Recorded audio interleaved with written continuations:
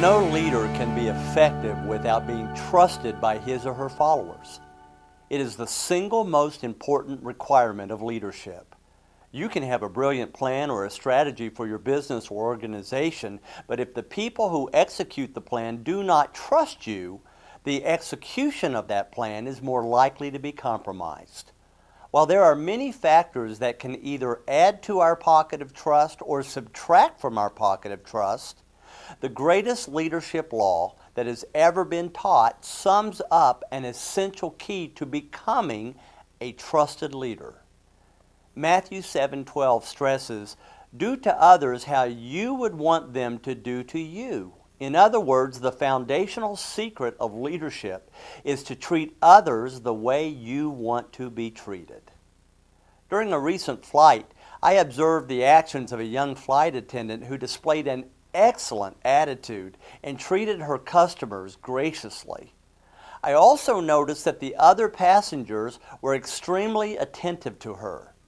When she gave the required safety briefing, rather than being glued to a magazine, most of the passengers gave her direct eye contact, nodded actively, and smiled during her presentation, all of which were uncommon on the other flights that I have had during my frequent travels. Some of the passengers initiated warm conversations with her throughout the flight. This lady had a magical connection. When there was an appropriate moment, I complimented her on her excellent attitude and her gracious demeanor with all of her customers. And the young lady replied with a wisdom beyond her years. She said, "Thank you, sir. I really try to be as kind as I can. I have found that I get back what I give out." She understood that people will respond when we treat others in the manner of respect and kindness which we all want for ourselves. She continued, "During my training period, I spent a week in the air with another attendant who could be mean and short with people. I noticed that her passengers often talked back to her and that she had quite a number of disputes. She always blamed it on rude passengers, but I think she got back what she gave out. I noticed that the most effective attendants put as much emphasis in treating people well as they did in performing their safety routines. People respected them and cooperated with them."